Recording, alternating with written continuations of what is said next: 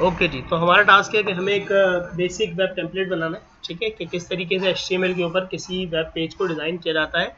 आज के ट्यूटोरियल में हम ये देखेंगे। सही। अच्छा, फर्स्ट कर लीजिए, ये हमें टेम्पलेट डिज़ाइन मिला है जिसको हमें बनाना है। मैं सबसे पहले तो अपने डेस्कटॉप पर या किसी भी ड्राइव के अंदर एक फ़ोल्डर बना लूँ, जहाँ पर मुझे जब भी वेबसाइट बनानी होगी तो हम ऐसे ही काम करेंगे। Basic template. अच्छा, इस टेम्पलेट के पेज के अंदर कोई भी आपकी वेबसाइट का नाम है और वेबसाइट का नाम रख ले फोल्डर का। इस फोल्डर के अंदर हम एक फोल्डर बनाएंगे इमेजेस का, ठीक है। एक फोल्डर हम बनाएंगे CSS का, जिसके अंदर हमें तमाम CSS पड़ी हो, ठीक है। अगर हम जावास्क्रिप्ट का इस्तेमाल करेंगे तो JS का भी एक फोल्डर यहाँ बनाकर रख लें, ठीक है। फिलहाल हमें इसकी ज़रूरत नहीं है, हम CSS और इमेजेस की बात करेंगे, ठीक है। और अब हम काम शुरू करते हैं। अब उससे पहले मैं ये इस पेज की जो तस्वीर है इसको मैं सेव कर लेता हूँ अपने पास। इस पिक्चर को मैंने इसे सेव कर लिया कि हम इसको रेफरेंस के तौर पर इस्तेमाल करेंगे, ठीक है। ये टेम्पलेट है हमारा, इसको देखते हुए मैं साइट बना ली। अच्छा, आप कोई भी टेक्स्ट एडिटर यूज़ कर सकते हैं, मैं सबलाइम का इस्तेमाल कर रहा हूँ। Sublime light weight text editor है काफ़ी ज़्यादा। अच्छा, ओके। सबलाइम में हम यहाँ पर अपना फोल्डर ओपन कर सकते हैं। आप यहाँ प्रोजेक्ट पे जाए और ओपन प्रोजेक्ट कर लें, ठीक है। ये बेसिक टेम्पलेट है, इसको मैंने ओपन कर दिया।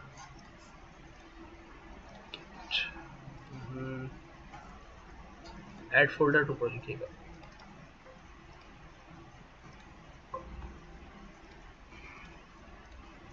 ठीक है, कोई भी हाँ फोल्डर आपने ऐड कर लिया यहाँ पर, ठीक। अब ये फोल्डर ऐड करने का फ़ायदा क्या हुआ कि इस फोल्डर की तमाम चीज़ें मुझे यहीं पर नज़र आ रही, ठीक है। और इसका एक और बेनिफिट ये है कि अब मैं यहाँ पर इस जगह पे जो भी मैं सेव करूँगा फाइल, वो डायरेक्ट उसी फोल्डर में आकर सेव होगा। मैंने यहाँ पर इस फाइल को सेव किया, मैंने नाम दिया index.html, ठीक है। तो देखो ये index.html आ गया। ओके, स्टार्ट करते HTML। तो ये मेरा HTML डॉक्यूमेंट आ गया, इसका बेसिक टेम्पलेट, ठीक है। आपको CSS बनानी है तो मैंने एक नई फाइल ली, सेव किया, और ये मैंने CSS के फोल्डर के अंदर जाके इसे सेव किया, नाम दिया स्टाइल शीट डॉट, ये स्टाइल डॉट CSS, कोई भी नाम रख लें आप, ठीक। तो ये मेरे पास स्टाइल्स के अंदर स्टाइल शीट आ गई, ठीक है। अब आप इसको यहाँ से ड्रैग भी कर सकते हैं। लिंक करना है हमें, उनका लिंक हाइपर रेफरेंस रिलेशन, उसने स्टाइल शीट दे दिया, ठीक है। टाइप दे दी। हाइपर रेफरेंस कहाँ से होगा कि भाई CSS के फोल्डर के अंदर स्टाइल डॉट CSS की फाइल, ओके। ऑलराइट, अब मैं अपनी एक वेबसाइट का प्रॉपर टेम्पलेट बनाने जा रहा हूँ अकॉर्डिंग टू रिक्वायरमेंट।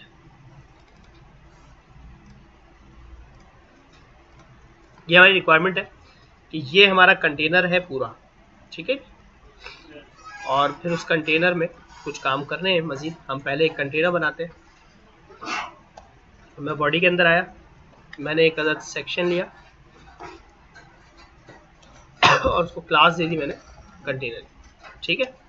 कमेंट की आदत बनाए हमेशा कि भाई यहाँ से कंटेनर शुरू हो रहा है और यहाँ पर कंटेनर बंद हो रहा है। आप चाहें तो बिगिन और एंड भी लिख सकते हैं, कंटेनर बिगिन कंटेनर एंड, ठीक है। सबसे पहले हम इस कंटेनर को सेट करेंगे। CSS जब भी आप शुरू करें यूनिवर्सल सेलेक्ट कर लें। सबसे पहले जो डिफ़ॉल्ट मार्जिन होता है उसे ख़त्म करें और डिफ़ॉल्ट पैडिंग होती है उसे भी ख़त्म कर। अच्छा, अगर आपने कोई डिफ़ॉल्ट फॉन्ट यूज़ करना है तो आप वो भी यहाँ सेट करेंगे, मैं बाद में बताऊँगा कैसे हो। मैंने कहा डॉट कंटेनर, कंटेनर की जो विड्थ है वो 80% है बॉडी, ठीक। और जिसकी हाइट है फ़िलहाल वो मैंने 800 पिक्सल्स दे दिए और एक बैकग्राउंड कलर मैंने इसके अंदर लगा दिया ताकि हमें नजर आए। आइए इसका आउटपुट देख लेते हैं। ये इस पेज का आउटपुट है, हमारे सामने ग्रे कलर का बॉक्स 80% विड्थ पर नजर आ रहा है। अब इसे सेंट्रली अलाइन करना है तो हम इसको देंगे मार्जिन 0, दैट मीन्स टॉप और बॉटम से 0 और लेफ्ट राइट से ऑटो। तो इसकी वजह से हमारा जो कंटेनर है वो सेंटर में आ जाए। ओके ओके, आगे बढ़ते हैं। आप अपने टेम्पलेट को देखते जाए और डिजाइनिंग करते चले जाए। अब आपके टेम्पलेट का ये वाला जो हिस्सा है, ठीक है, ये आपका हेडर है, ये आपका स्लाइडर है, फिर आपके नेविगेशन बार है। आप चाहें तो यहाँ से लेके यहाँ तक हेडर रख लें, फिर उस हेडर में 3 हिस्से बना दें, ठीक है। फिर ये आपकी मेन बॉडी है, इसमें 2 पार्ट हैं, अबाउट और एक ये नीचे रिसेंट बाकी, और फिर एक फुटर है, ठीक है। तो हमने इन सब पे काम करना है। आइए देखें कैसे होता है काम। मैंने सेक्शन के अंदर पहले एक हेडर लिया, ठीक है। हेडर को भी कमेंट कर सकते हैं, वैसे हेडर का टैग क्योंकि सेमेंटिक टैग है तो हमें पता चल रहा होता है कि यहाँ से शुरू हो रहा है और यहाँ पर खत्म हो रहा है, ठीक है। अच्छा, एक मैंने और सेक्शन लिया जिसको मैंने कमेंट भी दिए कि ये मेरा मेन एरिया है, ठीक है। और इसको क्लास दे देते हैं हम, मेन एरिया की क्लास दे देते हैं, ठीक। अच्छा, उसके बाद हमने एक फूटर भी बना लिया, कोई इशू? अच्छा, बिल्कुल ठीक है। अब इन सब की CSS करते हैं। मैं प्लान ये कर रहा हूँ कि यहाँ से यहाँ तक हेडर रखते हैं, ठीक है, और फिर यहाँ से यहाँ तक इसकी बॉडी रखते हैं जो मेन एरिया है, और उसके बाद फिर ये फूटर। तो अगर गलत नहीं हूँ तो 45% ये दोनों एरिया हो जाएगा और 10% फूटर हो जाएगा, ठीक है। बाद में फिर उसको और देख लेंगे कैसे काम कर सकते हैं आप। तो हेडर की जो विड्थ है वो 100% होगी अपने पेरेंट के हिसाब से।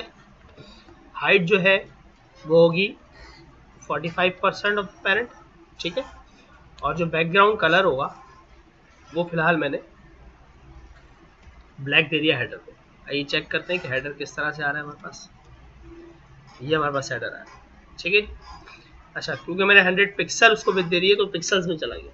मैंने 100% कर दिया तो अपने पेरेंट के बराबर हो गया। ओके,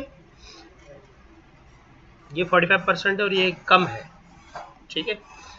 अच्छा, इसको कैसे सेट कर सकते हैं आप? आपकी जो हाइट है एक्चुअली वो ही कम रखी है हमने, 800।